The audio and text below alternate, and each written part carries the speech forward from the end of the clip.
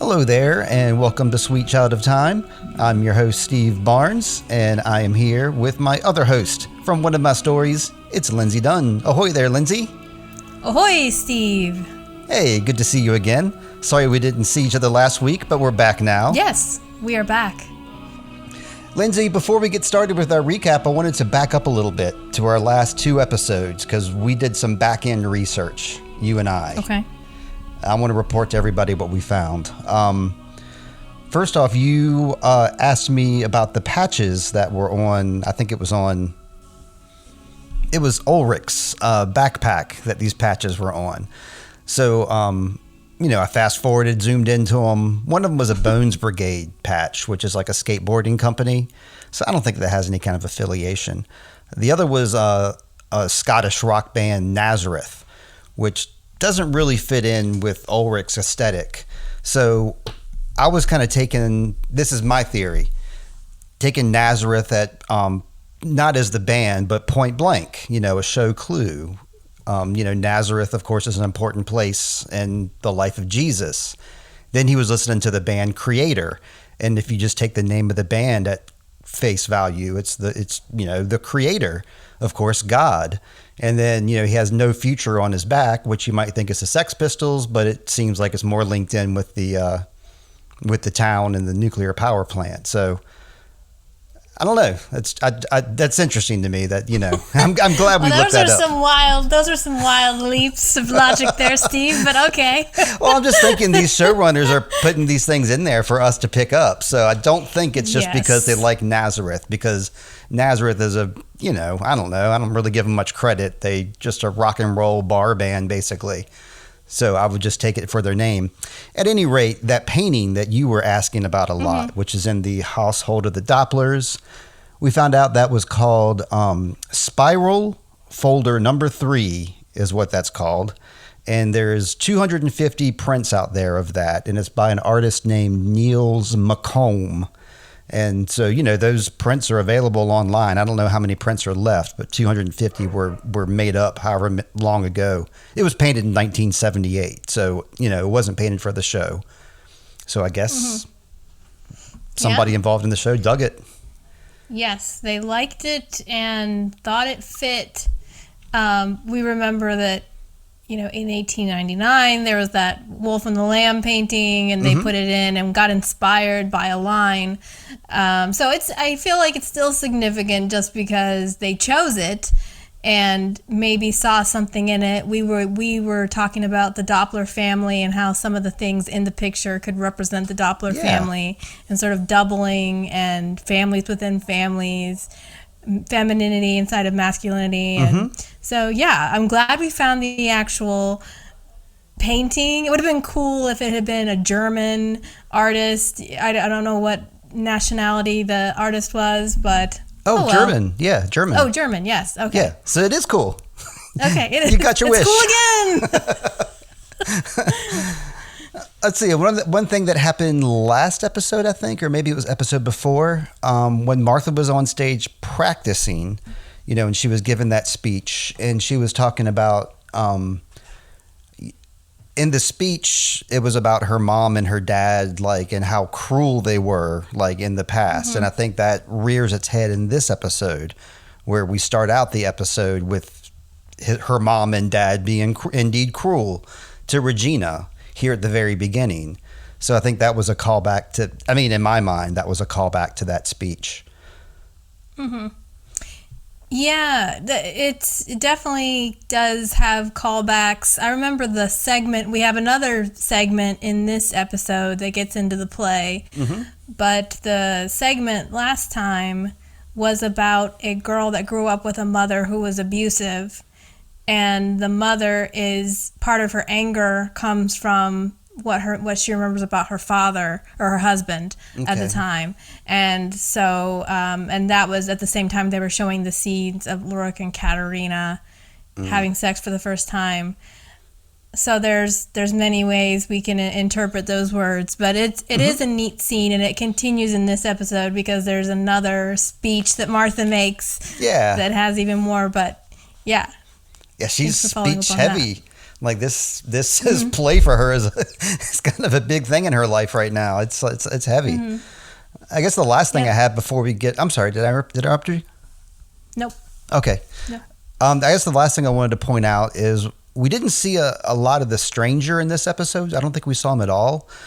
I just wanted to mention that, we haven't been speculating who the stranger is and how he ties into the story. We've just been, noticing how he's helping Jonas out a lot and, noticing how he's creepy and stuff like that.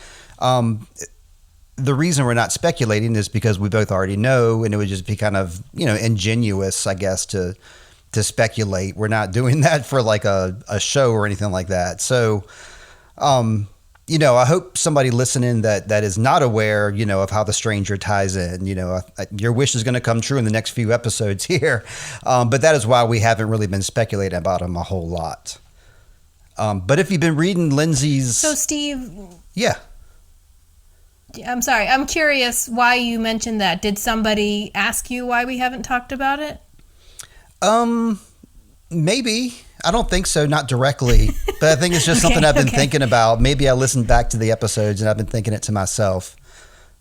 And I've been, anytime I listen to the episode, I try to listen as a listener. It's hard to do, but I do try to do that. And so, I know when I watch my shows and listen to my podcasts, I have a lot of questions in my mind. And I like it when the podcasters have the same questions.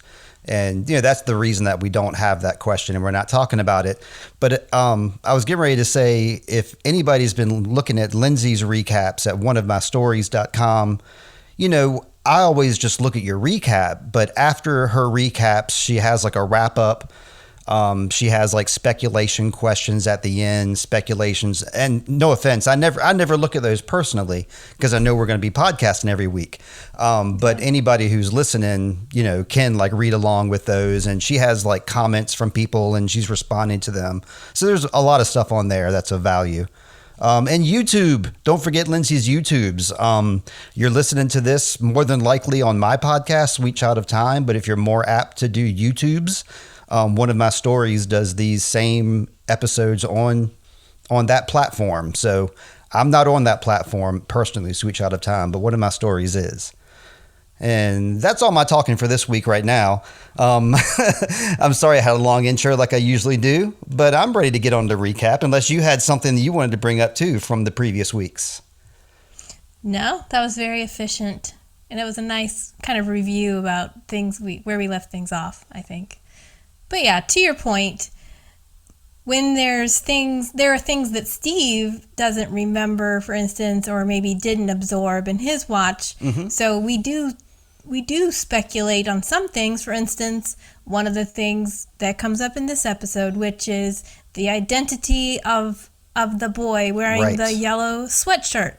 And at the time, if you listen to that episode when we talked about that, which I think was the second or third episode, Steve goes on a very lengthy rant about how he and his wife, Heather, were arguing about the identity of the boy. And so I was very good not to really pitch in my opinion because we want to watch these along with you as if we're discovering it for the first time. But yeah, if I know something, I'm not going to guess at it. But if it's a topic, we could present it as like, well, what are some thoughts you might have about, but it's just too easy sometimes to accidentally give away spoilers. So we want to watch along with you wherever you are as a viewer. Yeah, right on. And so, yeah, let's get into it. This one's called Sic Mundus Creatus Est, some Latin for us. And that's the name of our episode 6. You want to get us started, Lindsey? Right, yes. So the episode opens from inside a cave looking out. It's dark outside, and we see a figure tied to a tree, and it's Regina Tiedemann as a teenager in 1986. I really liked her shoelaces, Steve. I don't know if you noticed her rainbow-colored shoelaces. I didn't get a look at what her shoes were, but this might have been Reeboks. I don't know. But she looks really scared and calls out, "Katerina, Ulrich, it's not funny anymore." Right. And there's strange noises coming from the caves. back in 2019, then older Regina wakes up screaming. She's next to her husband, and he assures her that everything is all right. She asks him, please tell me everything's all right, and he complies and says everything is all right. Good boy. And some things click in place here, I think, with the relationship between Regina and Katerina and Ulrich, and why it is so contentious and bitter. So what were your thoughts about this opening? Exactly that. This gave me like a huge revelation into, adult Regina, big time. And knowing that it was Ulrich and Katerina that did it to her. And at the time, the first time seeing this, you don't know why. Like later on in the episode, you do figure out why they did it. And it obviously was the two of them, those culprits. But yeah, it does give you a big light on her character. And it, even though like at this first scene, Alexander is like a little bit wooden, like comforting her, at least he's there. I mean, and he is comforting her. So he's not like giving her the stare down and saying no, like he does to Ulrich. So yeah, he's a pretty strict boss, we've seen. But he seems to be a very supportive husband, especially when compared to some of the other husbands we've met on this show so far, whether they are cheating on their wives or emotionally absent. That's right. There's different ways you can be a bad husband. But Alexander seems to be, by all accounts, a very supportive one. Something I want to talk about briefly before we move forward is this event with Regina. Okay.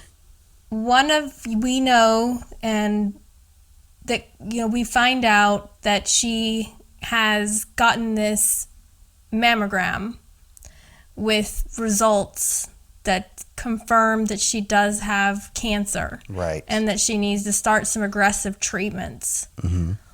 One of my theories or thoughts or speculations about this event, which I can't really explain why I think this, but it almost makes me feel like this event of getting tied to the tree for some reason led to her cancer. Really? Oh, you mean because she was like so close to like the radiation barrels or something?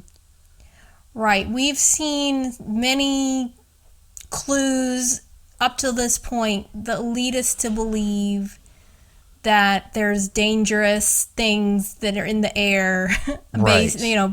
From only these 5 episodes, we know there's radiation, we know there's toxins, we know there's uncontained toxins in the air, and it's nothing logical I can point to. Well, she was tied to a tree, and so, but it's just an interesting scene, and we wonder. I guess one of the parts of me wonder if this is the first time this has happened, if it's a lone incident.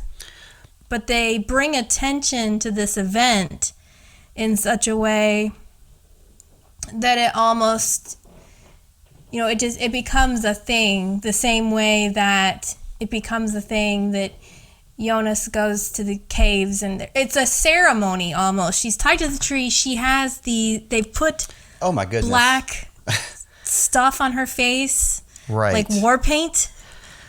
I was going to bring this up later, but the guy in the play had that black paint across his face in the play, and then the kids who get chaired, they get that black marks across their face as well.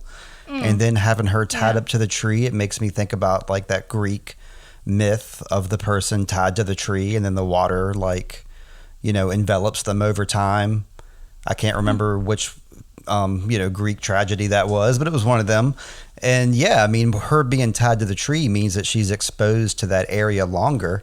I don't know if you're right or not, but it kind of, I'll go along with you. I mean, I don't know if this is the first time this happened or not, but I mean, we know that bad things happen. We know that bad things happen near those caves. Absolutely. Every time. Yes. And also, I guess it's like how it's done with how the episode opens from inside the cave. It looks out, and as she's sitting there, these strange noises are coming out of the cave. It's like a ominous presence of evil. It's menacing, and she was exposed to it for who knows how long before she was discovered tied to this tree. Like, how do we know how long she stayed out there? Yeah. Okay.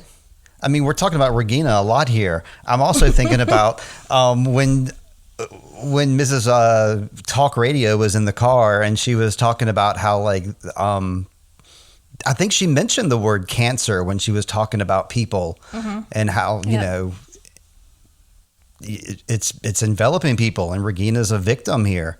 Absolutely. I have a lot I wanted to say about her later, probably similar to what we're saying now. But yeah, we can pull some of it off, but it's just a powerful intro. It is, and this episode is like the Regina episode. It like opens up, you know, your world about her. Right. So after the credits, we open on an overhead shot of the town, and Charlotte is giving everybody a speech at the police station. There's now 1 boy dead and 3 missing. It's good that they give us these reviews. So it is. You know, like, I love it. As we go along. And the search is now going to be widened to include cases from the last 50 years. Whew. Thank goodness. Finally. Yes. Yes. Her voice continues speaking, and the camera pans to a class picture on the walls of the school. It's labeled 1987, and there's Mikkel. Right there, clear as day, on one of those photos that's in the glass case of the high school. Yep. Where his mother, the principal, walked by every day and never noticed that her son is in this photo. But also, in her speech. In Charlotte's speech, I couldn't help but think about The Fugitive when Tommy Lee Jones, he's like, I want you to search every outhouse and doghouse and hen house, and she's like, start near the houses where the children disappeared, go to everybody's door, and she's kind of giving everybody the marching orders of they need to keep going. Shows she's in charge, and she's ordering double shifts, and she wants this to get done. She's taking it seriously.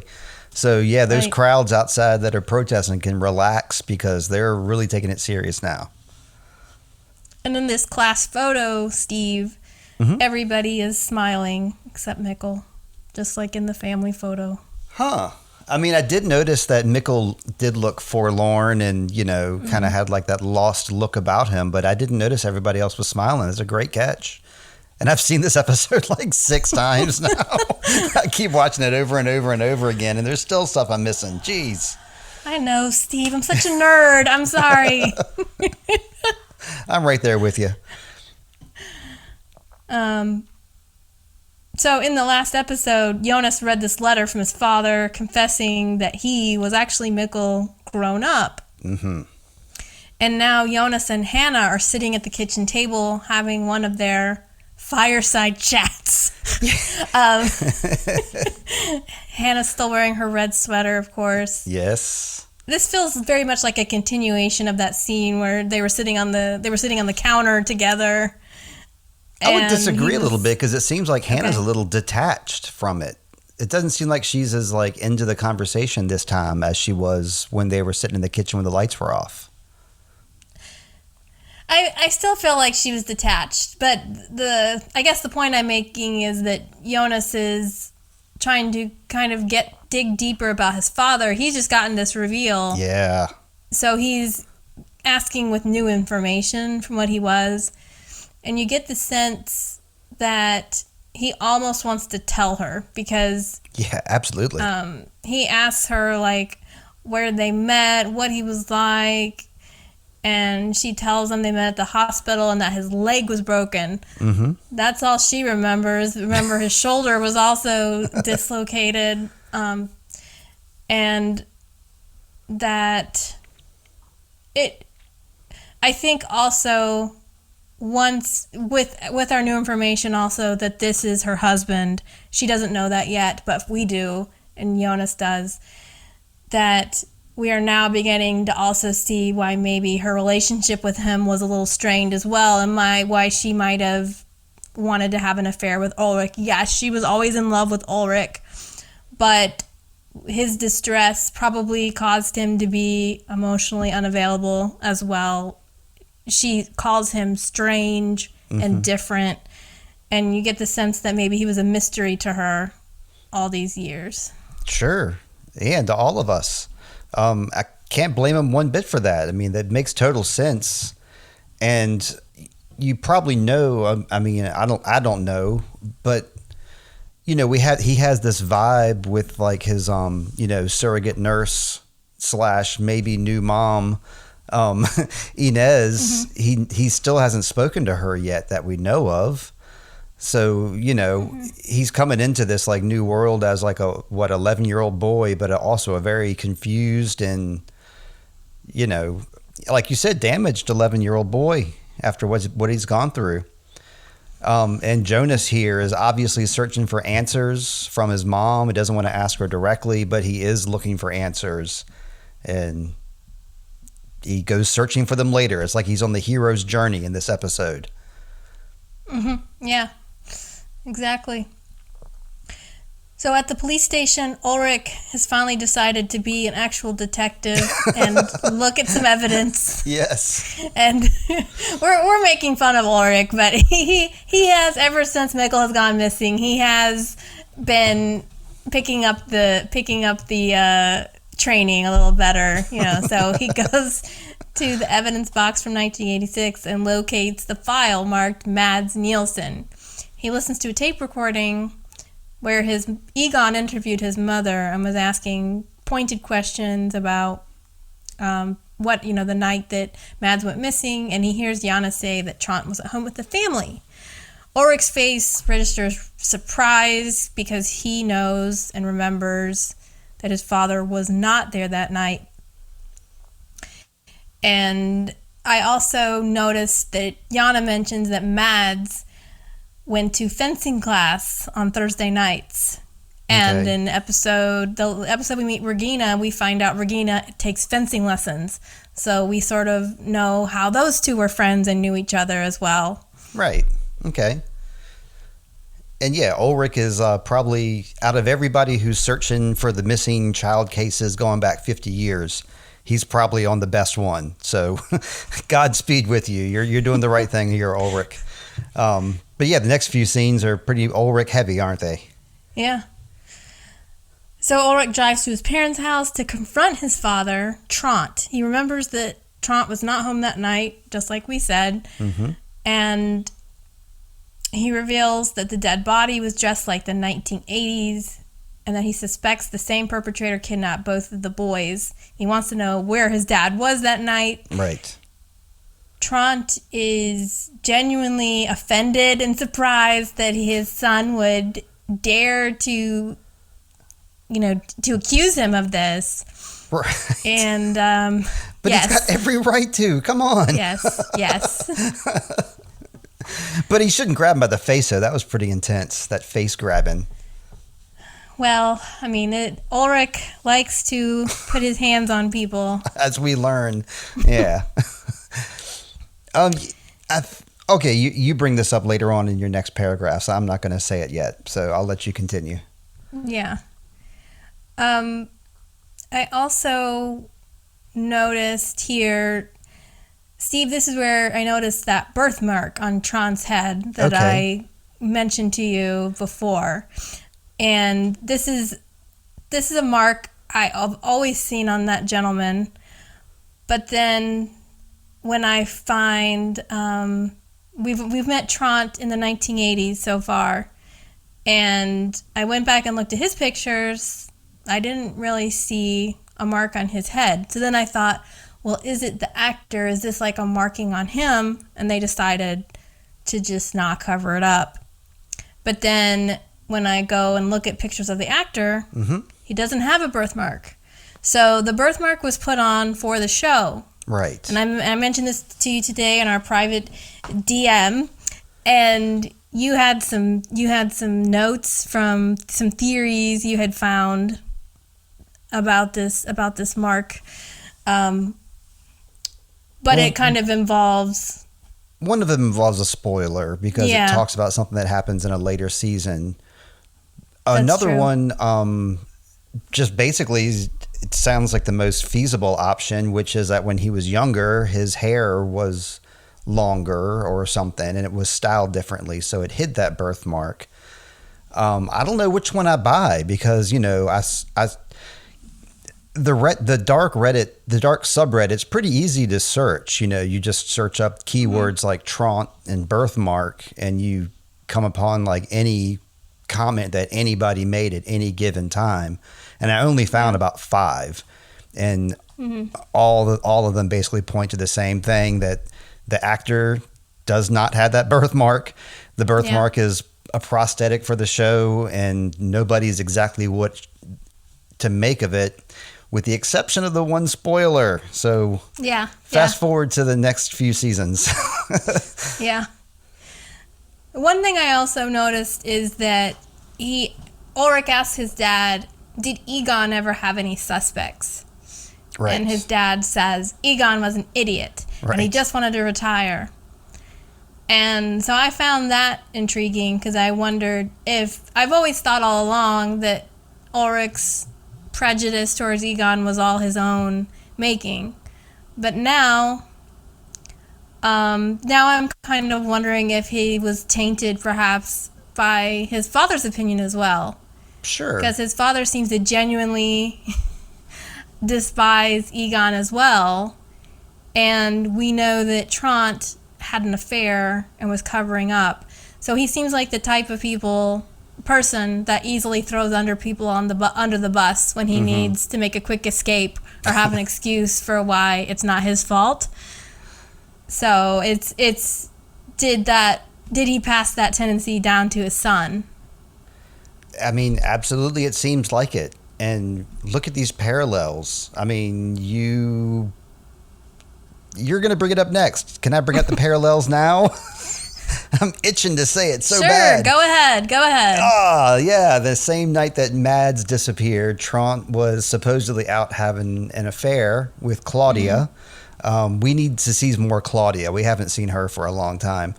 And then on the night that Mads disappeared, isn't that where our boy was? Our boy Ulrich was making out with Hannah that night. That's a huge parallel that show you that every 33 years, everything aligns and all the Nielsen boys will cheat, and then another Nielsen boy will disappear. Yeah. So, Yana is reminiscing about the way the boys would fight about their toy figurines. She's another one I really feel for, too, this episode. Yeah. But... You know, Ulrich is really, back to your point before I finish with that story, actually, Ulrich's real point is he wants to know, the reason he suspects his dad is because he knows his dad was not home that night. So where were you, Dad? Right. And he was also possibly absent the night that Mikkel disappeared. Who, Trant was? Yes, or, you know, because he says, where were you the night that Mikkel disappeared? And then Yana says, well, he was here. Where else would he be? Well, Ulrich already knows his mother lies to cover up his father, so he's curious about why his mother keeps covering for his dad. Like, what would inspire her to do that? And, you know, we never really get an answer. Not this about episode, that anyway. Question. Yeah. She does tell him that she wanted to leave Trant at one point, and that the night Mads went missing, he was with another woman, that he had affairs before, but that night he was with Claudia. And then she also says the last person Mads talked to is Regina. Right. Now I think that's kind of an interesting thing for her to say, because how does she know? It seems like speculation, because I guess Egon probably questioned people and has made a timeline So he knows that this person talked to Mikkel at this time or whatever, but who really knows who the last person was that Mads spoke to? If somebody else spoke to Mads after Regina, how would, isn't it possible? I guess you're right. I mean, they made it pretty clear in this episode that Regina was the last one, so I didn't even question it. So I'm sorry I was a little conformist and... Like the murderer. If there was a murderer, that person might have spoken to him after Regina, but since absolutely, the murderer you're right. is out to lunch, so we don't know who that person was. True. Yeah. Yeah. But there's a story that the boys were fighting and right. About over those figurines that we've seen, and that Mads fell through a glass table, but he only got one tiny cut on his chin. Tiny cut on his chin. That's right. Yeah. They made a point to talk about that, and great tie-in later. And yeah, I want to see more of Claudia. Where is she at? Like she was so dominantly featured that one 1986 episode, and all we get is a couple mentions of her here. So I'm looking for another Claudia episode. Same thing. We don't see the stranger. You know, they can't feature everybody of what happens with like a Fast and Furious movie that everybody gets 5 minutes. Steve. I guess so. It's what you get with an ensemble cast, I suppose. Yeah. Should I go on, or do you have any other notes for up until this point? Nope. I'm with you. Okay. Just wanted to double check. Okay. So at the Nielsen house, Katarina is in the family room as Magnus and Martha come downstairs, and she wants to know where they're going, and they're going to go to school. She tries to stop them. It's only been 4 days since your brother went missing, and Martha says, I have the school play to go to. Right. Magnus says he's going to school. Ha ha ha, Magnus. Also, he's just, the kids love to lie to their parents. Nobody goes to school ever, and the principal's not there, not paying attention, so. Yeah. Yeah. I felt like this was an odd scene just because we know they haven't been home. They're making it sound like their mother has said, I mean, maybe some time has passed since our last episodes. Sure. But we know they've been out. Martha went to play practice last week. That's true. That's true. So it was kind of interesting that the way that there seemed to be genuine hostility here too. Like the last episode we saw with Marta, she and her mother were kind of sitting there bonding, having a conversation about how old was Dad when his brother went missing. You know, they were kind of having that bonding moment. And here it's like, it's not all about you, Marta. And Marta's saying her mom is blind and kind of selfish too. So it was like, okay, where is this coming from? Is this genuine? They really are angry at each other, or is this just a sign or a symptom of the fact that this family is not united and they've all been dealing with things in their own way? I kind of didn't see it that way. I kind of think that when we saw her talking with Marta, her being Katarina and Marta, and they were having that bonding moment, that was very soon after Mikkel disappeared. I think since then, Katarina's been in her own head, and she hasn't been paying attention to what's been going on in the household. And this might be the first time she's like looked up and noticed that her kids are actually doing things. I think that's what's happening here, is that they have been doing their thing. But she's just been so self-absorbed, she just assumes that they've been in the house moping just like her. So I think that this is like her snap to awareness episode where she's like, oh, things are happening. And then things really happen when she really becomes aware. This played out pretty interestingly. So what happens is that Marta basically says Mikkel's dead. Yeah. And Katarina gives her a big old slap. Big old one, yes. Big old slap. But then Magnus gives her a big old hug. Magnus comes in, he swoops in with being the nice guy routine, the good son. Yeah. Yeah. I don't know. I don't know how to read this scene. Really, I'm trying to track everybody's emotional path, and I feel like With Marta, I do feel like she's self-absorbed in that I feel like she's mostly upset about Jonas right now. She wants to make out with him some more.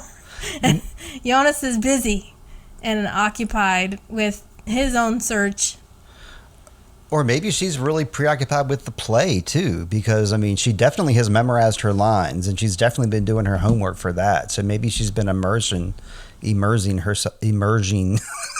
herself in that. I thought this scene did play out very melodramatically as well. And again, it did remind me of like a melodrama or something, but compared to some other shows I've seen on TV, this is pretty, standard stuff, standard emotions. I didn't really quite, Magnus seemed like he was kind of numb to things that everybody else was feeling. And I think that the only thing he could do was just, comfort his mom a little bit. He comforts Marta a little bit later. I think he's preoccupied as well with something else. He is. They're all preoccupied. Katerina knows her husband cheated on her, and Magnus is preoccupied with what Franziska's doing. Mm-hmm. I think Magnus is trying to maybe be a little more present because he feels a lot of guilt about how he treated Mikkel. But yeah, it was interesting seeing how it all played out, and that they're all kind of at each other's throats in a way. But Magnus just steps in. He also doesn't stay home, though. He still goes to school. He gives her the hug, but he leaves. He sets boundaries. Yeah, that's right. But this is another instance where we're seeing the violence of this family. Like dad, like mom, pretty much just them. Magnus does the playing around hitting thing with Mikkel, but we determined that was more of a sibling thing. Yeah. But yeah, the parents are off the chain, as they say. Right. But then we've seen other signs kind of come up with, we see Katerina had a black eye from some unknown person. Right, that's true. So she's possibly being abused. So is there a cycle of abuse in this family? Marta said something, Katerina slapped her, but was it just, so it might be just losing a temper, but she also didn't really say, I'm sorry. Nope. And then we see how easy Katerina gets set off later, too, but we'll get there when we get there. But Katerina likes to hit people. Yes, she does. She hasn't hit Hannah, though. Yet. That's right. That's who I know. She should be hitting Ulrich, if anybody. Yeah. Let me get us a break, though, before we move on to our next scene, okay? Okay. We'll be right back. Hey, guys. It's Michael. Roy. And Travis. With the Bad Potatoes Podcast. We talk about movies, pop culture, and TV. But mostly movies.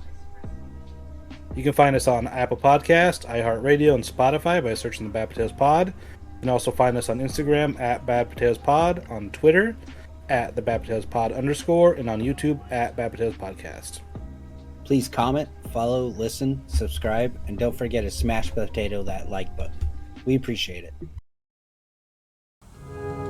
And like I said, I'm back. Hello again, Lindsay. Hello, Steve. And where are we next? We are going to be checking in with Regina, we're ready to see right? Regina open some mail. Yeah, mail's here.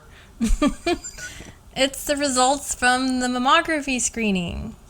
We don't see the results, but she's very upset. Yeah. She calls Alexander, but she gets his voicemail and hangs up. I guess she's not sure what she wants to say to him. And we're suspecting it's bad news. That's right. And yeah, I don't think there's much to say about this scene besides what you just said, because we're going to learn more about this later on. Unless I didn't really notice anything noteworthy about this short one, did you? The only other thing I wanted to point out is I'm really liking Regina's shirts. I don't know if you've noticed her interesting shirts. I have, This one has the bird feathers on it. The last shirt she wore had a bunch of triangles. Yeah, I noticed that. I forgot to point it out to you, though. I did write it down somewhere, but I forgot to say it. Yeah. I don't know how it all ties in, but we have seen a lot of bird motifs in the show so far with the dead birds. Right. And also we have now Franziska has a bird pendant that Magnus finds, and there's the bird sweater that Franziska has as well. So there seems to be something about birds happening in the show. Our fine feathered friends, yes. So back at the Conweld residence, Jonas is looking at his own letter. Right. His own piece of mail that he's received. The letter from his father that's all beat up. Yep. And he gets up and looks at the map that is in his desk drawer. And he notices the new marking in bright red ball, Sharpie pen that says, follow the signal. He looks behind him as if like the person's going to be like right there. I thought that was pretty funny. Yeah. I mean, I would be afraid. Oh, yeah, absolutely. Like, who wrote this? What's this? But I'm going to go check it out. This is definitely the hero's journey stuff. And, you know, it says follow the signal. They gave him a little, what is that? Bat signal thing to, what did you call it? A Geiger counter? Geiger counter? Yeah, there you go. So that's going to come in handy for him. all of his supplies. He's a regular Boy Scout at this point. And he's got his map. He's got his globe light. He's got the letter. He's got the Geiger counter. He puts everything in that backpack and takes off. And we do know now why he always has his flashlight on when he goes into the cave is because he wants to be a dark knight, right? All right. Well, Magnus has ditched school again. Of course. And stops by the railroad tracks to look at the metal box that Franziska visits regularly. He looks inside the box and it's empty. Yep. I'm glad it's empty. Yeah. So continuing further down, he finds a blanket and a dirty mattress and used condoms and the pendant Franziska always wears. And we can see he's assuming the worst. What else would you assume with all those clues? What else would you possibly assume? I mean, can you think of anything else that you would assume? Well, I mean, yes, the evidence is all there, but at the same time, Magnus, get a life, guys. Stop. All he's doing is stalking Franziska. Does he have anything else to do? He's got schoolwork. And this is not how you treat a girl you like anyway. Good, fair point. Maybe in Wyndon, that's how they do it. I don't know. But I know, Charlotte will miss like a day or two from school, and then it will create like a waterfall effect of like missed assignments and makeup work and, having to run around and make up everything she's done. The grades will slip when that happens, and it happens all too often. So anytime I watch these kids in any show, but this show in particular, where they're not in school, they're not doing what they're supposed to be doing, skipping class, he's been out for 4 days. I'm like, his grades are terrible. This is going to be really hard to make up. He's going to summer school. I know it. Dear viewer, just realize that Steve means Charlotte, his daughter. Yes. And not Charlotte Doppler, because every time you say Charlotte, it jolts me for a second. I'm like, all the assignments that she missed. Right. Yeah, I should clarify more often. I guess I talk about her every episode, so, You do. I actually caught on after 2 sentences this time. So our 5 regular listeners know who Charlotte is. All right, so then next we go to school, where Marta is in her dressing room, standing in front of the mirror to make sure her costume looks right. Yes. She's wearing the red cord and putting on that red lipstick that all the ladies seem to like wearing in this show. So Bartosz walks in and immediately goes in for the kiss. That was normal, though. That's normal to, like, he hasn't seen her for a few days. So that's normal, I would say. That's true, but the way he did it was so gross. It was like a hungry hippo. I mean, it wasn't. You gotta wait for the body language, the signal to go. Like, you go in for the kiss and you wait for the body language, and her body language was screaming, "Step off, brah." It's true, but he had to overstep, because if he hadn't overstepped and if he was more respectful and thoughtful, then, she would be hanging out with him more often. Yeah, there you go. So he wants to know why she hasn't returned his calls, and he's making assumptions that she's probably mad at him and maybe blames him. So he starts to basically preemptively apologize for everything he's ever done. Sure. And is she mad at him? And he just flat out asks her, and she looks at him and says no, or shakes her head, and then he immediately tries to go in for that kiss again, Steve. Yeah, because that one was a little forced. Yeah. Because her language was very stoic. And then, as soon as she gives, the slightest smile, I was like, no, everything's good. Little half smile. He's, in there already. So, yeah, I agree that second one was a bad move. Mm-hmm. March is just kind of I need to get ready, so I can't really do this right now. And Bartosz offers to run away with her. I mean, he's ready to go. He's ready to leave town. What is that all about? He's rich. Why would he want to run away? What is this coming from? I feel like it's one of those things where you really like this girl, so you're like, what can I do for her that will show her how much I like her? And he's tried physical affection. That isn't working. He can see she seems unhappy, so he's trying to think, well, what might she want? What can I do for her?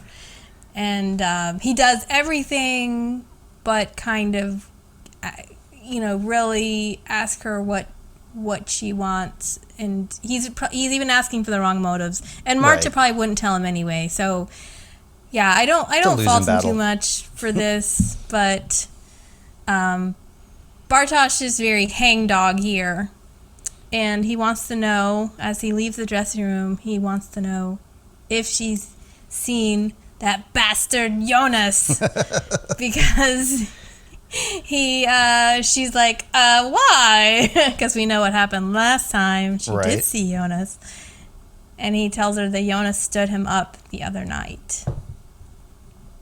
So this is almost, especially with the thing about he wanting to run away, this is almost like a Romeo and Juliet situation with Bartosz and Marta. Did you notice that?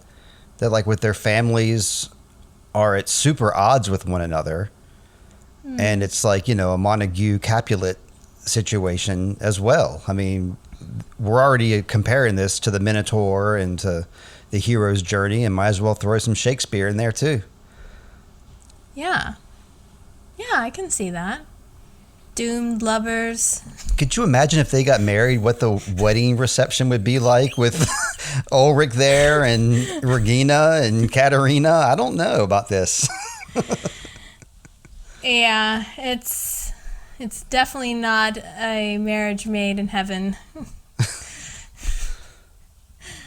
But yeah, this is one of those scenes that makes me just cringe for Bartosz, and he's continuing his trend of making himself as despicable as possible. But yeah. I guess I would disagree about despicable as possible, but yes, it's not looking good for him, but I'm not hating him the same way that I'm hating on Trant or Ulrich. It's just both Bartosz is just annoying, I guess. Well, I guess it's like you kind of The reason it's annoying is because you want him to be better. You want him to be more respectful towards himself. And when somebody's kind of rejecting your advances, you don't get all hang-dong about it. You should respect yourself. And so it's, okay. I guess it's more like, Bartosz, bro, just like kind of back off of Marta right now. It might not be what you thought it was, but he just kind of he's just like a doomed person. He keeps making the same kind of mistakes over and over again. And I mean, the show is full of people that do that, right? They work against their best interests. And so when people do that for too long, you start to just look down on them. And it's not that Bartosz is a bad guy. I'm just like, yeah, we know she's hooked on somebody else. Yeah, so he's fighting a losing battle. Yeah. And he gets in his own way too much. That's right. Yep. So Jonas is now ready to enter the caves. It's very short. We just see him go in. And then we cut to Katerina. She comes back into the house. And she's been out all day hanging up signs. Right. And for some reason, her eyes alight upon her phone bill, the phone bill for Ulrich. And she notices a bunch of phone numbers and decides to call the number.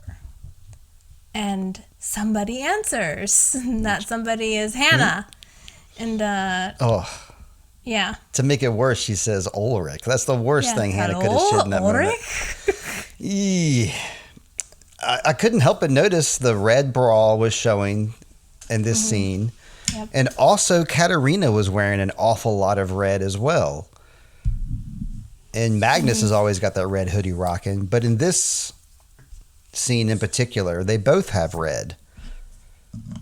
I didn't know if that was a coincidence or if that's just a wardrobe choice. Yeah, the red is starting to pop up more. Hannah is not she was wearing all the blues, the kind of quiet blues before, the neutral colors, and now she's starting to wear more of the red. Magnus was always crazy about the black hoodie. Now he's got this red hoodie. Yeah. And we see obviously a lot more red in the show with the red cord, the red thread.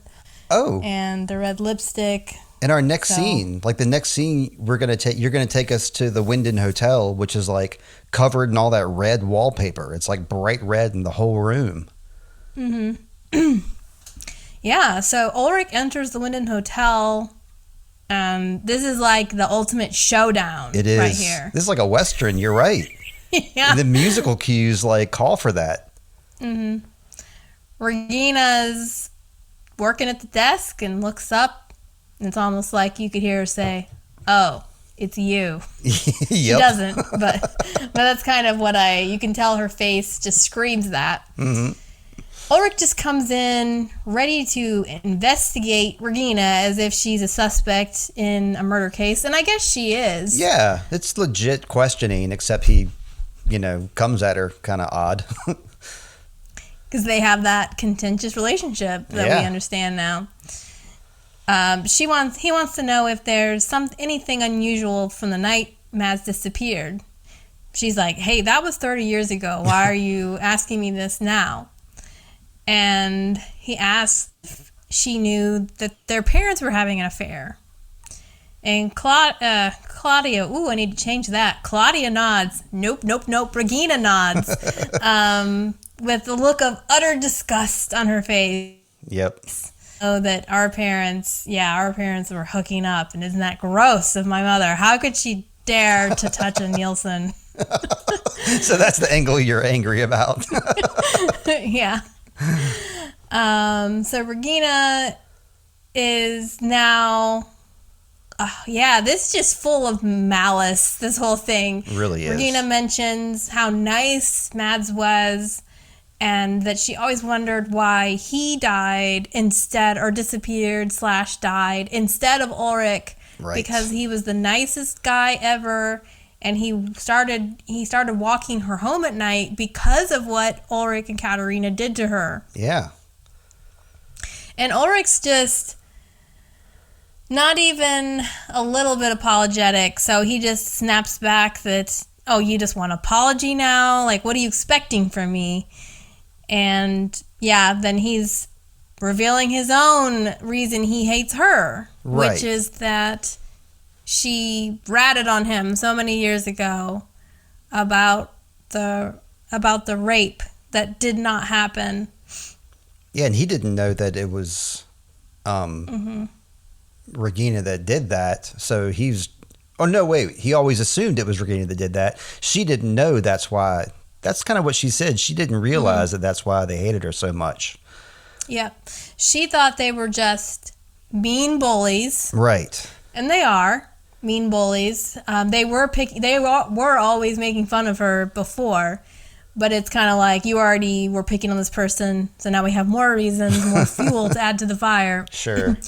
But he basically took Hannah at her word. Hannah said, hey, it was Regina. And, Regina just kind of laughs because she's like, that's, first she's shocked that you would think I did that. That's what it was? Oh. And basically like, no. And then she makes fun of him because of this crush Hannah's had on him all these years. And it would have been nice if Ulrich had possibly been a little apologetic here, but no.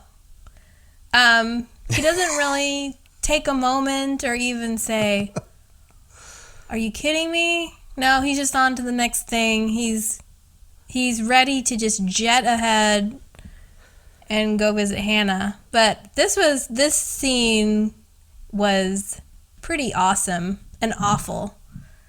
So what are your thoughts, Steve? I mean, I think this might have been, another one of these mid-episode, like, turning point scenes. Yeah, I love the revelation, like, when you can see and hear Ulrich finally realizing, it was Hannah all along, and he's always kind of trusted Hannah, and she's been his sex buddy, so obviously he takes comfort in Hannah. And so now he probably feels super betrayed. And you're right. He just runs off. He has all this energy and he never stops to contemplate or think. He's just on to the next thing. And yeah, we totally understand Regina now. And like looking back at that first scene, so this is what Katerina and Ulrich did, is tied her up to a tree in revenge and possibly exposed her to, some harmful chemicals. Yeah, it was a wild scene. Who knows what else they did? I'm guessing it wasn't pleasant. I'm guessing they didn't just tie her to a tree. Yeah, they painted on her face. Yeah, well, also, we see later Katerina beat the crap out of her, so, isn't it possible they did that when she was a teenager as well? Sure, yeah. Going through her muscle motions. So, oh, yeah, this is how I deal with Regina. I beat her up. Yeah. We don't see that, but still, it's like, we remember when we saw her in the car at the beginning, she was very, her mother was kind of ragging her about like the way she dresses. She had that very frizzy hair. She wasn't attractive. She probably wasn't a popular girl. And so she was picked on. And people like that are very easy targets for bullies. But yeah, I hated how Ulrich just here, he didn't even for a second be like, first he said, well, kids were kids. And then he's just like, oh, it was Hannah? Okay. Well, he didn't even say like, yeah, wow, well, I'm sorry I misjudged you, Regina. This is just like another nail in her day. She's like, I had a bad day last Tuesday, but I didn't have a day like this. Like she's having so far her day has gone pretty downhill. Yeah. And she's really very, I don't know what you would call her, the way she acts here. She's very defiant, I guess, is one way you could say it. Yeah. But as soon as he leaves, a tear comes down her face, right. And she kind of wilts. That's right. So it was taking a lot out of her. I noted that the last couple times I watched it too, because you don't really see it because her skin is so clear you can barely see that tear come down. But yeah, she's doing it. But she holds it all in, and she is defiant. I mean, she'd be good in a courtroom drama. Yeah.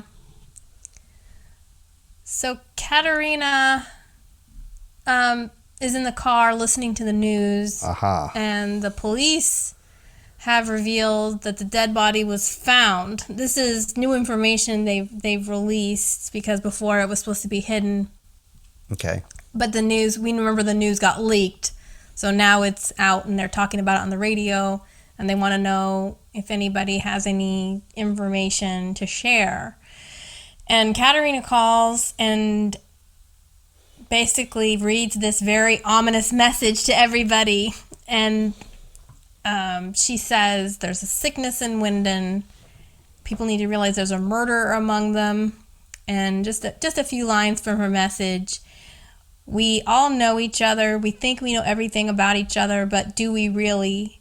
We live next door to people we know almost nothing about. Right. And behind one of those doors is my son. It could be anyone's door.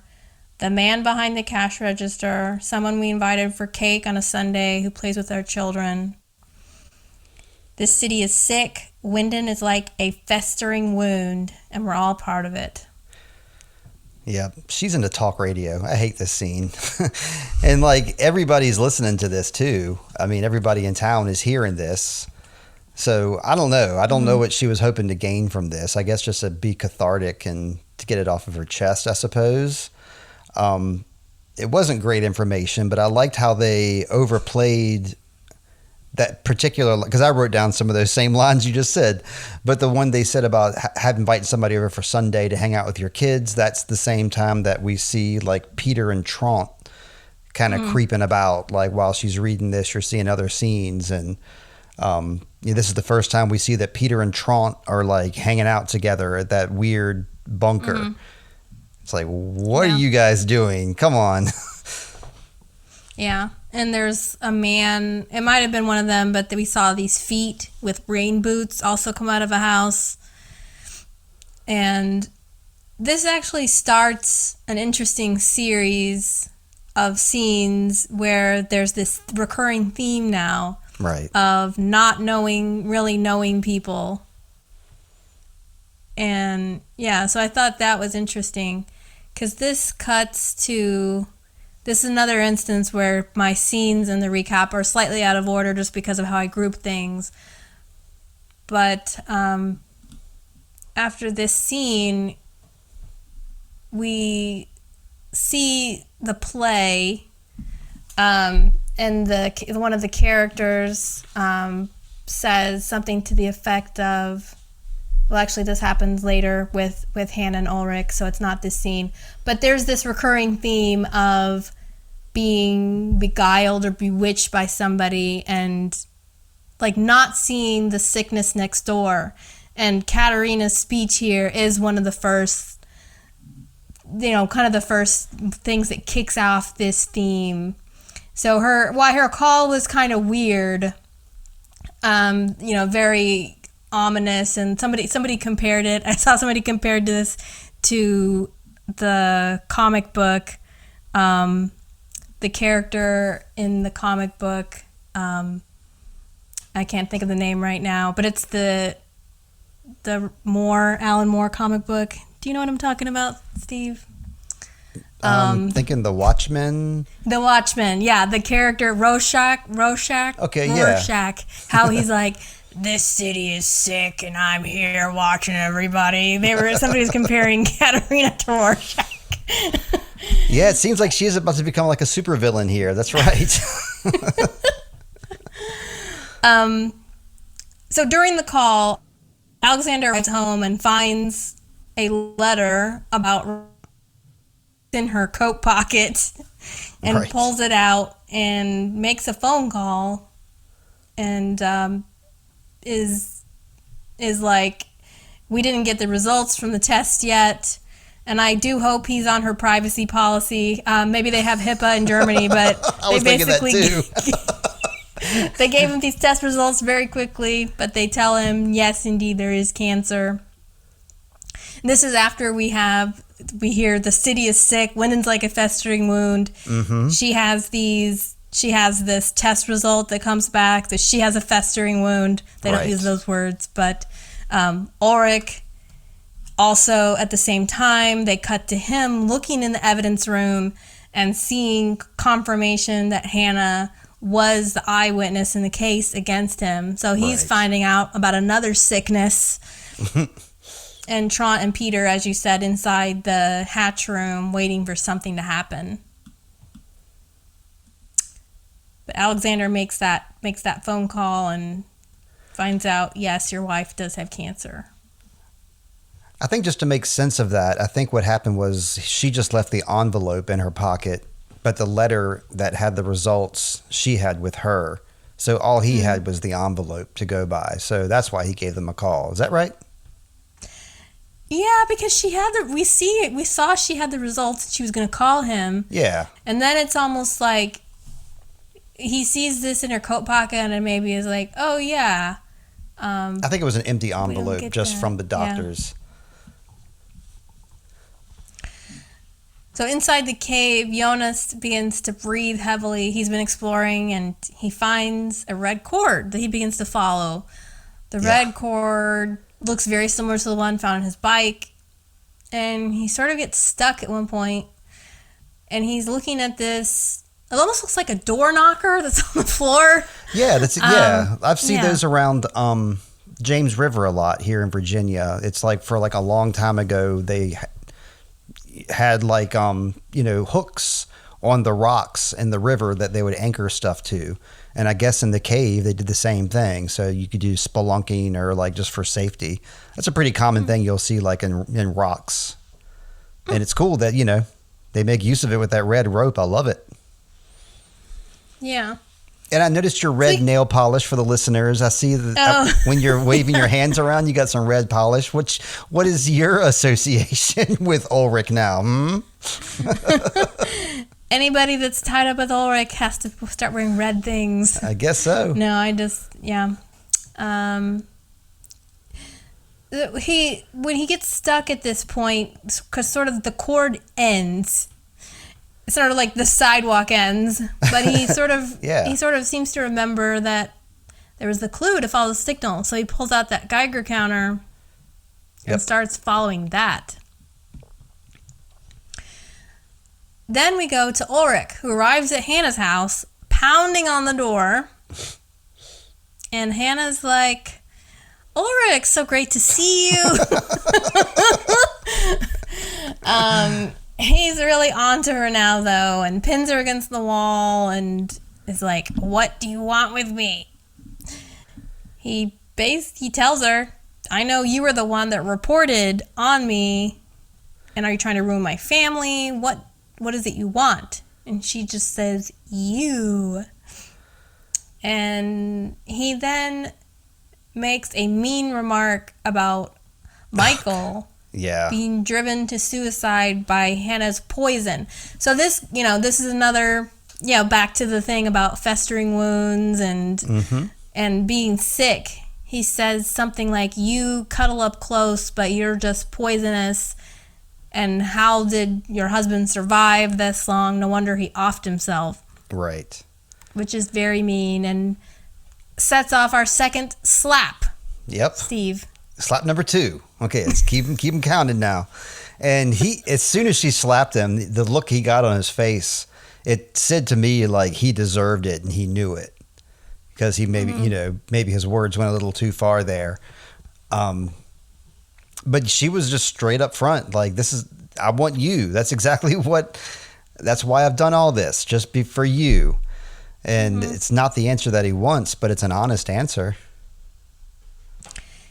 Yeah. And he says a few other things, too, that are kind of interesting. He says, I thought I knew you, but I don't know you at all. Which, goes back to that thing of the stranger behind the door. Yeah, you were really just a stranger and I never knew you at all.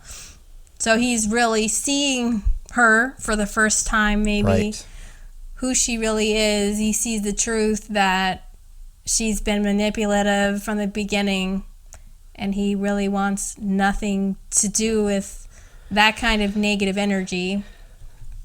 He doesn't need it right now anyway. What with with Mikkel being gone, I'm glad he goes and takes his energy elsewhere and he remembers some stuff in a few minutes here. But I think he needs to put that all behind him now. It seems apparent that him and Hannah have no future at this point, I would hope. So I wanted to talk to you about this slap. Okay. Because I heard my friend who came to visit me, where we were talking about this show. I told him I was doing the podcast, and he remembered this scene. Oh. He hasn't seen the show in 3 years, but he told me there's this one scene where she slaps Ulrich, and I was like, what are you even talking about? Like, I didn't remember it. But he remembered this scene poignantly, and the thing he remembered about it is, for him, he interpreted that as her, Hannah, defending Michael. Because he was saying, like, even though she loves him, meaning Ulrich, and she wants this guy, he just disrespected her husband, and so it's an automatic response for her to slap him. Whereas I interpret it as she was offended that he called her toxic and slapped her, not out of any outrage on Michael's behalf, but just the fact that he basically said you basically drove him to suicide. So he was disrespecting her. So I thought it was interesting that he interpreted it that differently, so much that he remembered the scene 3 years later without watching it. Yeah, sure. So I was curious what your thoughts were about these interpretations or how you see the slap. Okay, I agree with your perspective, and so his perspective is completely brand new to me. I never even thought of that.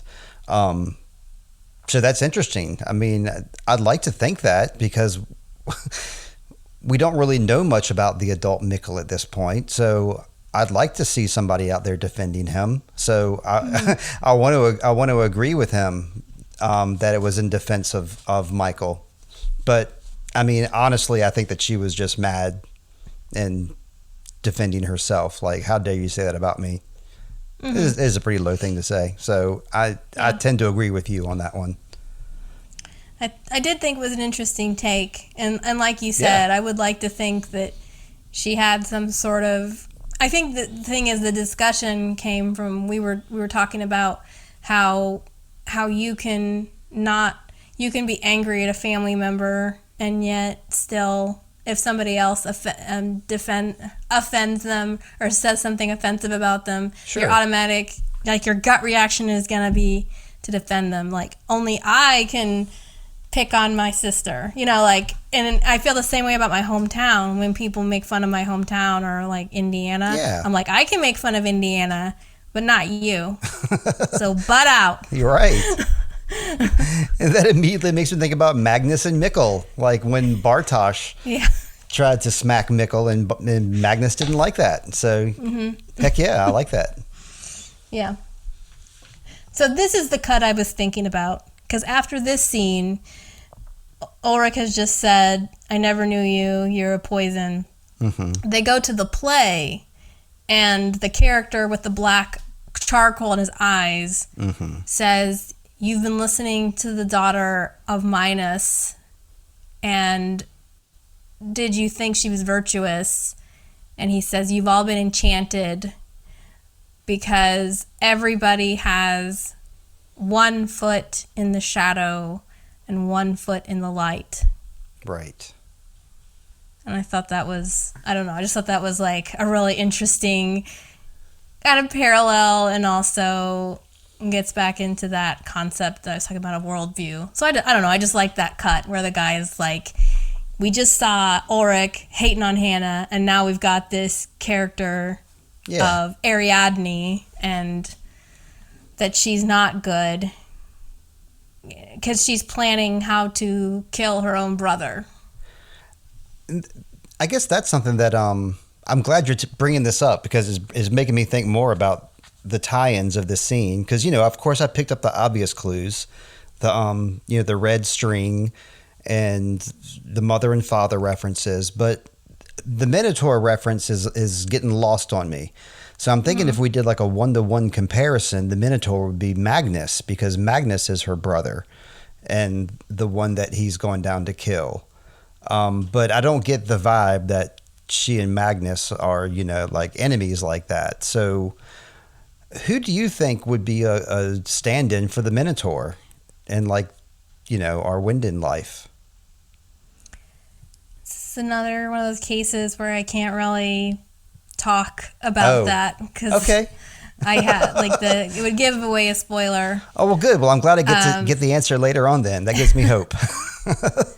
But even if you say, you can widen the net to say not a brother, but just a family member. Okay. And they talk about he's in his maze and now I'm in mine. They have the red cord, which she ties around their wrist, and she says, basically, promise me you'll never sever this cord. And while this is all going on, her and this guy are making this plan of how they're going to trick the Minotaur.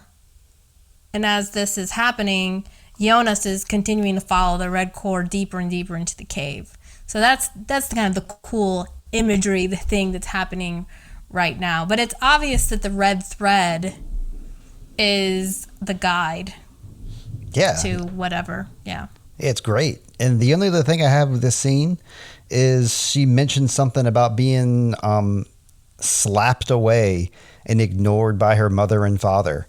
So, I think you're going to go into some parallels here, but I thought it was pretty significant. She was talking about being slapped away when she was just slapped that same day. Yeah. So I do have some notes here about this scene, I guess.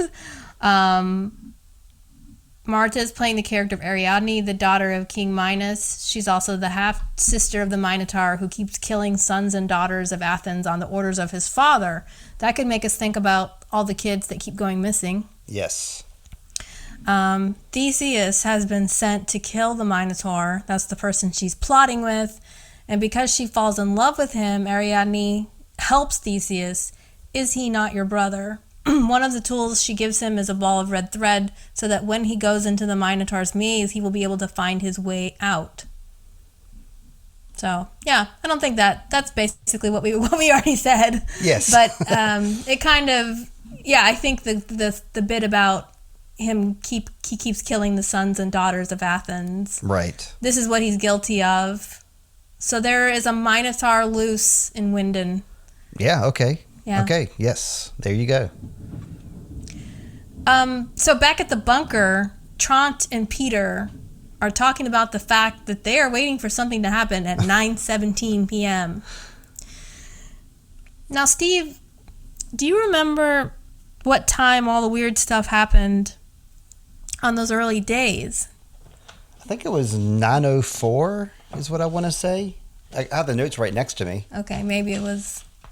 Well, there was the letter. Yeah, what time was the letter supposed to be opened? 10:13. Okay, 10:13. Okay.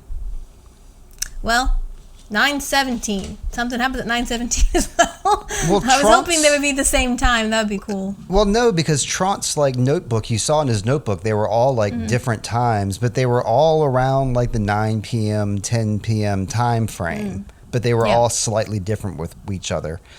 I did not know that Peter and Trant were buddies. Is this the first time we've seen them together? Yes. Okay. It is, but we kind of knew Peter's feeling guilty about something. Yeah. We also know Trant tends Sneaking to disappear a lot at night. Yes. So maybe he's not always cheating. Maybe there's other things he's doing. But he has that notebook that was in his pocket, his coat pocket that we saw him slip in. So it's... Yeah, we know they're not cheating because we just established last episode that Peter is not messing around with that individual anymore. Yeah. Trant's going out at night. We don't know what he's doing, but now we know he's hanging out with Peter. So they're still like my number one suspicious boys. They're like the wet bandits here. So I don't trust them.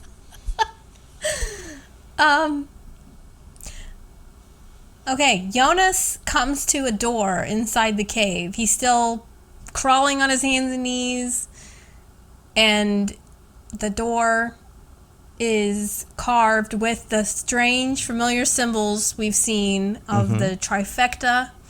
Like the Led Zeppelin symbol, yeah. Sic Mundus Creatus Est. Yes. Which means, and thus the world began. I've seen a different, I guess you can translate it different ways. When I put that in my translator, it said, this is how the world was created, which might be like a more literal translation, because mundus is world, creatus is create.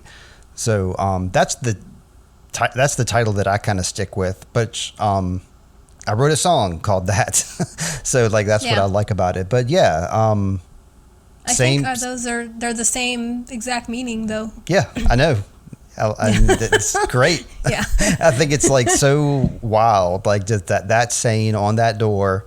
I think I think I was talking about this during the 1899 episodes with Nate, and just how much this particular scene like just resonated with me and like blew my mind, and like, you know, just the mystery of like how that door got there, like who did this iron work.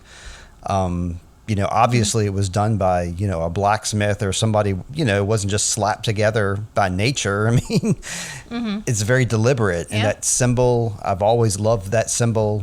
Like I said, it was like a Led Zeppelin symbol for one of those guys. So that has a connotation with me. I mean, yeah, Jonas is stepping through the door. He hasn't stepped through the door yet, but he's seeing the door. It's here. He's here at the door. Yeah, no, he does. He he opens the door, and there's the giant wind. Yes. Because you have this wind tunnel that gets opened. That doesn't get, you know, once he goes through and it shuts behind him, the wind stops. Right. Which is weird. Which is, yeah. Very weird. It is. And then we see later on he's got two paths he could go. And I noticed that he went right. So I was like, I wonder what happens if he goes left. Yeah, he chose a path. You notice he didn't use the Geiger counter here. Right. I noticed that too. Yes. I was going to ask you. He does use it at one point to make sure he's on the right path. But then when he comes to that fork in the road, you would have thought maybe he would use the Geiger counter right then. But I guess theoretically they could have the exact same thing, so he just had to choose. But yes, there were two paths for him. Yeah, I didn't know if you had some information as to why he chose to go right. Because it seemed to me that he just made a 50-50 coin toss decision, didn't consult anything. So I didn't miss anything. Yeah, I think you're right. He just had to choose one way or the other. He came to a corner. The corner had two paths. You got to choose one, buddy. I think the stranger should have wrote on that little thing, "Here is going to be a fork, and you're going to have to make a choice." Yes. Yes, he gave him only one clue. You only get one clue that was a enough. day. It worked. That was enough. So on the stage, Martha has broken down crying. Right. She's reading her speech about having no brother, no father, and she's alone, and the only judge she has is herself. And she takes her white gown off, and she's now got a black dress underneath. I don't know the significance of that. It might be something that happens in the play. I wasn't sure either if she decided to strip down and like now she's like, I'm me, or if that was part of the play. I was wondering too if maybe is she supposed to be dying at this point in the play? Yeah, it makes me want to see Ariadne now. I don't know, like to fully appreciate the show. Now we're gonna have to go find a play of Ariadne. So if the character dies at that point in the play, that makes total sense. It's a visual representation of her being in black. Mm-hmm. But if it's her getting into her feelings and becoming Marta at that moment and breaking down and crying, that's a completely different interpretation. So let's get that play. Mm-hmm. Yeah, I'm putting you in charge of that. Katerina is so moved that she just runs down the aisle towards her daughter and goes to her. And the lights begin blinking off and on, very similar to what we've seen before. And it's 9:17 p.m. We see Trant and Peter looking at their book. And, yeah, too bad it's not 9:17 p.m. right now, Steve. It's 9:42 p.m. But, I mean, it's close. It's pretty close. Yeah. I mean, I bet you there's a 9:42 somewhere in that book that they have to mark off. May 16th, 9:42. Let's find it. Okay. Do you need a second break here? Yeah, sure. Let's go for it. We'll be right back. Okay, and we are back, Lindsay, and we're nearing the end of this one here, aren't we? Mm-hmm. We're getting to the good stuff. We're getting to the good stuff, and this episode just ramps up and keeps going till the end. It does. That's what I've noticed, a pattern with our episodes. We start out and we're talking like at the beginning. We usually speculate a lot at the beginning, and then like a lot of really intense stuff happens at the very end. So, you know, that's why our podcasts are forced to go on, because we can't sell this stuff at the end short. I mean, it's the best stuff. Yeah. Marta and Katerina walk together to leave the school. They've made up, which is nice to see. Kind of. They pass Regina, who decides to make nasty comments to Katerina about her speech on the radio.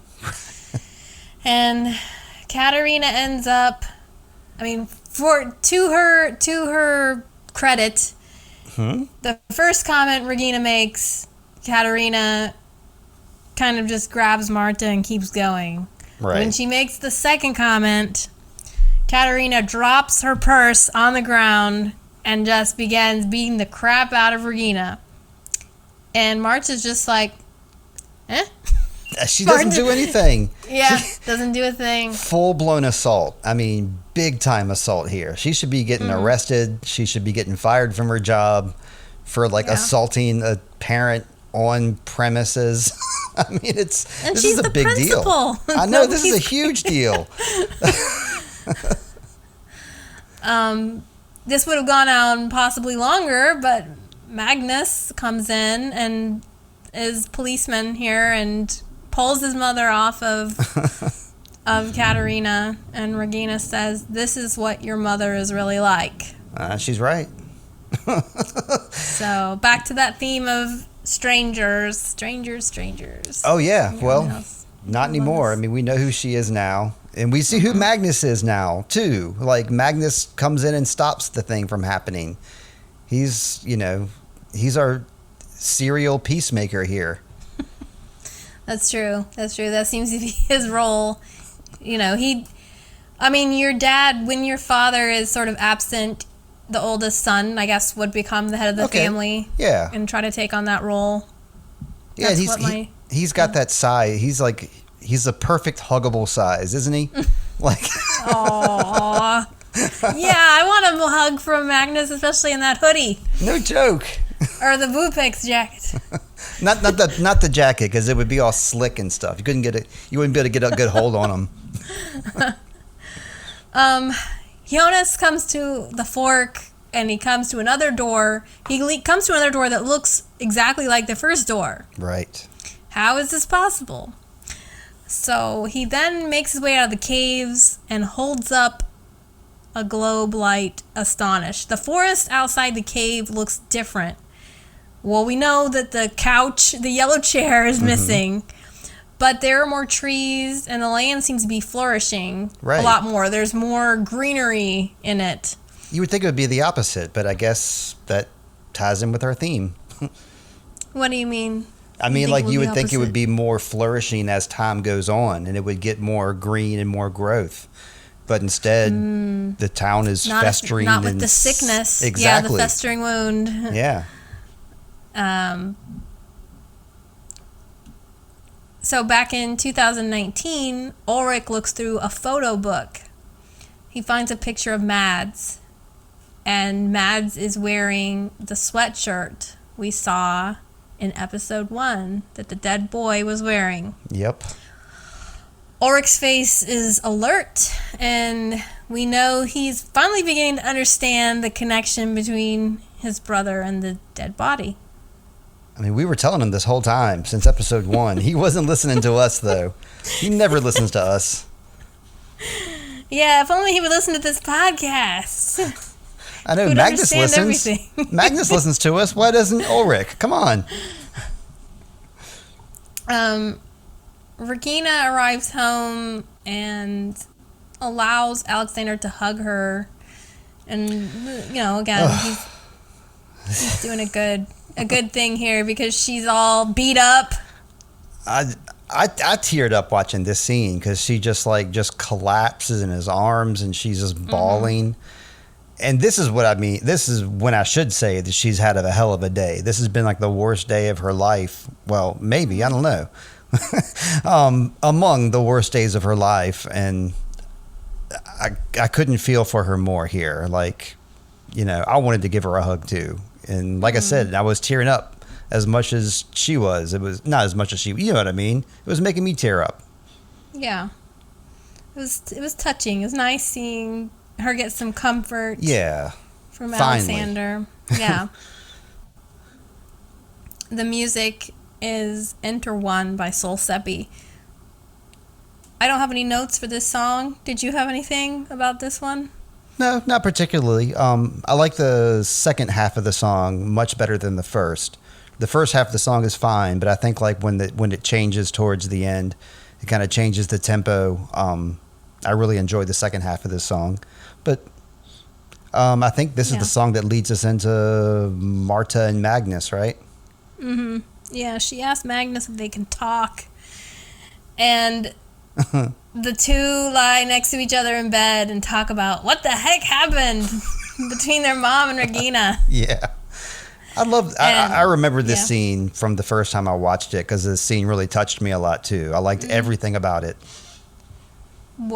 Say more. Okay, like the standoffishness of like Magnus, like he's like, go away. She's like, can I come in? Yeah, I guess. And you know, he's there for her and he's letting her be there and he's like, don't get your cold ass feet on my side, but I'm here for you, sis. I'll give you a hug. You know what I mean? Like it's total brother stuff. I like it a lot. It's very authentic. Yes. That's the good word for it. Yeah. But Marta is talking again about how you can never really know who your parents are. Oh, that's right. And what they were like as young people. Yep, and Charlotte. Magnus. I'm sorry. Go ahead, sorry. My daughter Charlotte has been fascinated with that ever since she started high school because she goes to the same high school that myself and my wife Heather went to, and you know we're a pretty open family. You know, she knows about like our triumphs and our mistakes and you know all kinds of troubles that we've had in high school and hijinks we've gotten into. So she's pretty fascinated by what kind of characters we were, and she's seen pictures of us and she thinks we're nuts. And I don't know, like I like this Martha like speculating about her parents because I think this is the first time she's really done so, that she's really starting to think about who her parents really are. Or at least like for us, this is the first time she's speculating, which leads me to believe that like she is seeing her mom now as like this, I don't know, not a perfect mother. What else do you call? How do you gently call somebody who violently assaults someone? How do you speak softly about that? I don't know. I'm trying hard here. Yeah, it's quite a thing seeing your mom, the principal, who has it all together normally. Just unfurl. Oh, right. Let's think about episode 1, Katerina, when she was trying to get order in the household and she was, you know, trying to fight that fight and trying to get things perfect. And, you know, she was an attentive principal. Yeah. Magnus turns on his side and we can see he's looking at the necklace he found earlier that day and thinking about Franziska. Yep, we don't see the Franziska stalker hasn't either. stopped stalking. I think he'll continue the next day. I think he's going to be on it. Okay. So Jonas arrives. The last two scenes are both barn burners, Steve. I would agree. So Jonas arrives at the bus stop we've seen before. It's raining, and there's missing posters that, of course, don't have pictures of Mikkel, but they have pictures of Mads Nielsen. Yes. That he's missing. The dry cleaning van pulls up. Inside, we see young Hannah and her father driving home, and they offer him a ride. Jonas is going to get in, but then he hears the name Hannah, and he's like, oh dear, no, I cannot. I mean, this is interesting. You're just talking about how Charlotte is fascinated. So would she want to get into the truck with young Steve? Like, yeah. What do you think? What do you think Jonas was thinking here? He did the right thing. Like, let me get out of here. This is too much for me to handle. That's what I hope Charlotte would do too if she was in that situation, because that's a lot to wrap your head around. I don't think he was prepared for that. I mean, I think he was kind of clued in to the fact that things were different. He was clued in to the fact that Mads Nielsen is an older poster, but I think seeing his mom is a huge shock. And that means that Jonas is hanging around there and Mikkel is hanging around there somewhere too. So it's kind of interesting to see that Jonas is now in that different timeline now, right? Yeah, Jonas has ended up in 1986. So, yeah. I mean, interesting. So his parents have yet to conceive of him yet, because he's gone 33 years back in the past, and he himself is like 17. So that's not going to happen for like another 15 years, I guess, where they actually get together and have a child, Jonas. Right. Well, I mean, I think his,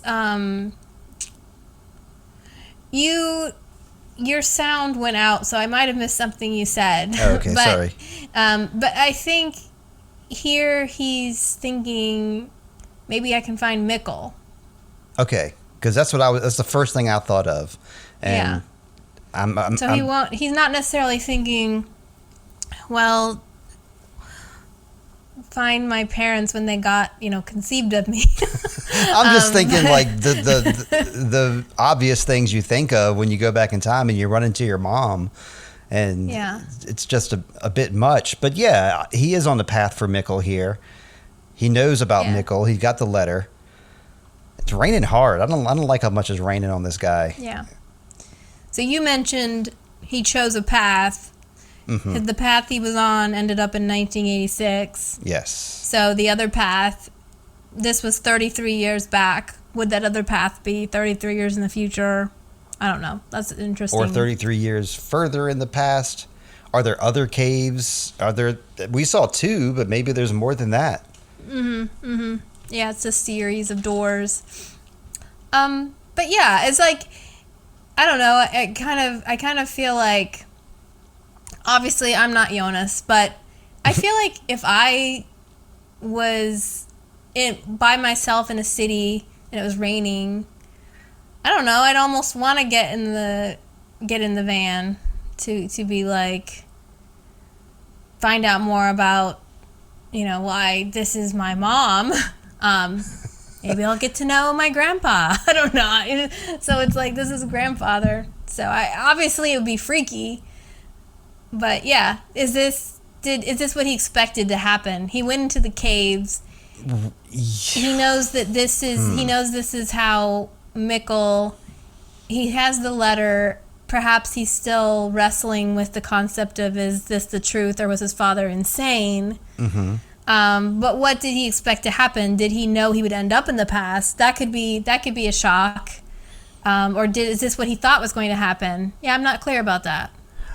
Yeah, I'm not either, and I do think it happened too quickly, and that's why he hauled out of there, because things were just happening too quickly, and he needed to regroup before he could confront Hannah. And plus, as soon as he gets in that van, they're going to have like the basic questions for him. What's your name? That's true. Where you coming from? Where you going? He doesn't have those answers for them right now. Yeah. Well, I mean, he could have said, "My name is Jonas," because he hasn't been born yet. So who cares? I don't know. I mean, you've never time traveled. Crosby, Stills, and Nash might have been a serial killer. That's right.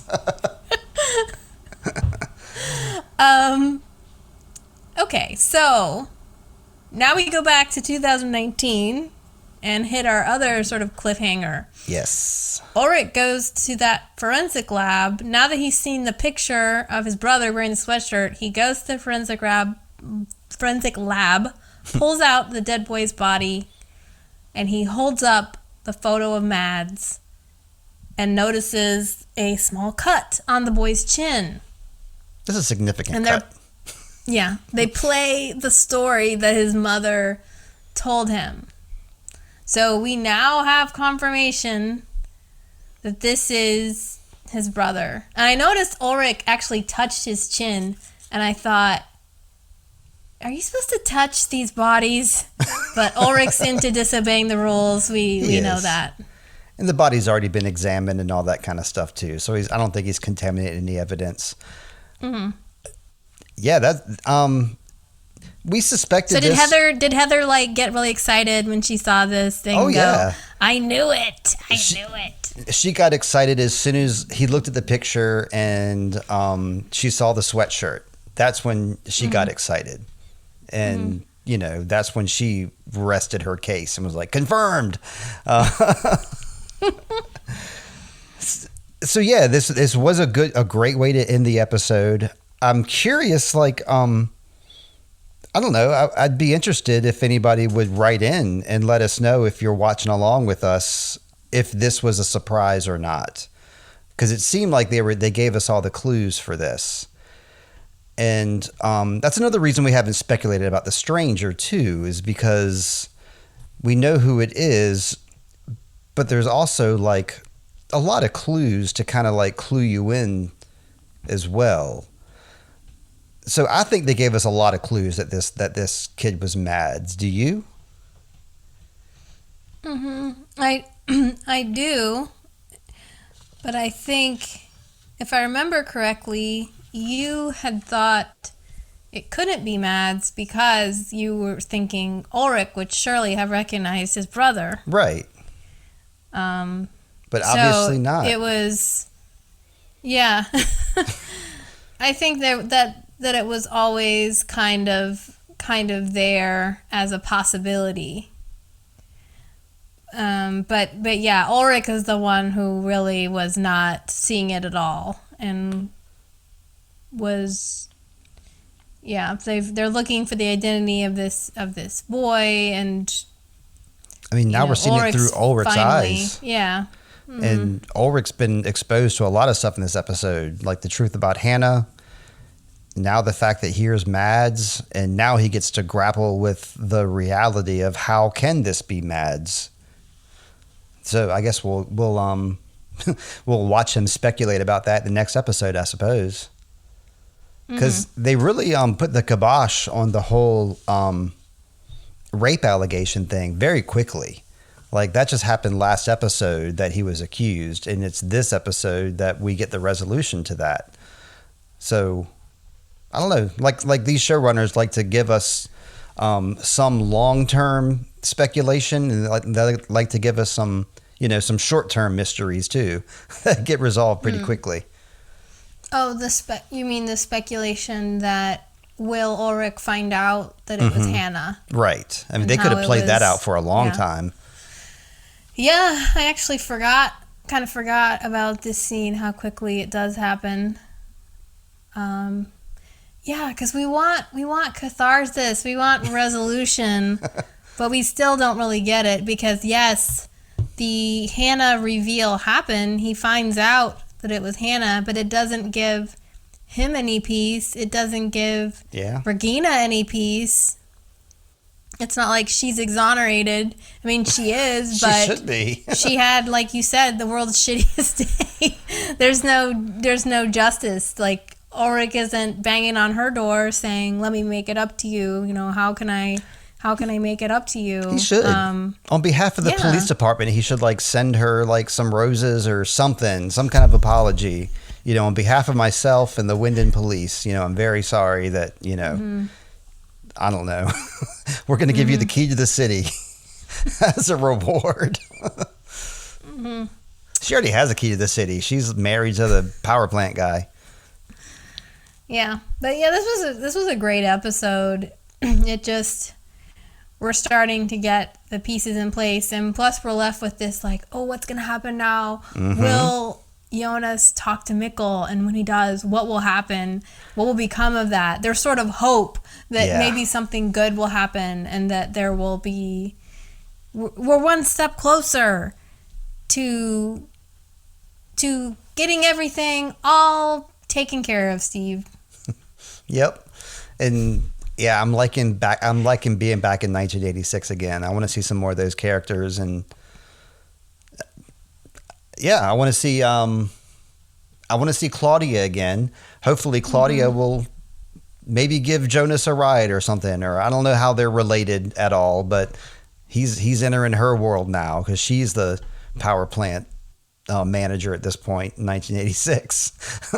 And they left us with a mystery then too, with all those barrels in the cave, and I kind of want to see where that leads.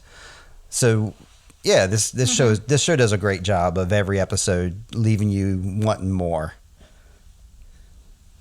Yeah. I don't think I have any extra commentary. Okay, hey, commentary done.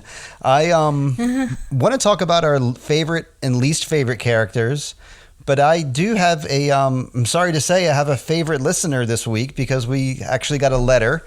So that, of course, gives you a special place in our heart, right, Lindsay? Yes, we're very excited about the fan mail. Yes. And this one comes from Beldam Ghost Closet on Reddit. And let's see, I'm going to start at the beginning and see what they told me. Okay, first it's a compliment. I love compliments. It says, "You guys are doing a great job. Dark is a monster between all the time jumps, the worlds, the sheer number of characters, the characters interacting with older and younger selves is crazy. It's one of those shows that's fun to come back to because it's a challenge to understand, and there's always something upon watching it where the dots that haven't been connected suddenly start making sense. Don't get frustrated if you miss something or if something is confusing. There's stuff that I'm still trying to put together." This is what they said. Good luck to you both. I love hearing you guys puzzle things out. It's lovely when I'm on one of my long hikes. I like listening to fellow friends nerding out about something I enjoy immensely. Love that. I listen usually while I'm hiking or driving. It's hard to listen while I'm like at my work, like at my desk. I have to be like in motion to listen to a podcast, but thank you so much for listening and for writing in, Beldam Ghost Closet. I'm going to scan the letter real quick and see if I missed anything. Yeah, thanks for taking us on your hike. Thanks for taking us on a hike with you. Oh, they further say, here's a good one.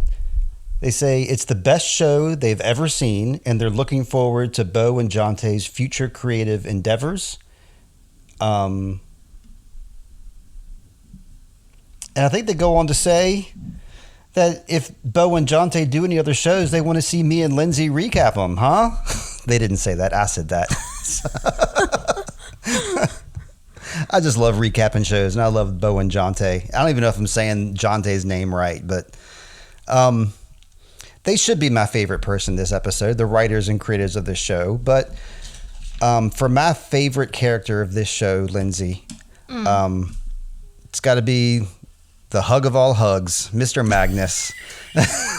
I mean, I don't like how he's thinking weird stuff about Francesca and he's being a stalker, but in his family, he's doing some good stuff. So he's my guy again. He's been my favorite before. He has? I'm pretty sure. Let me check the notes. It's okay.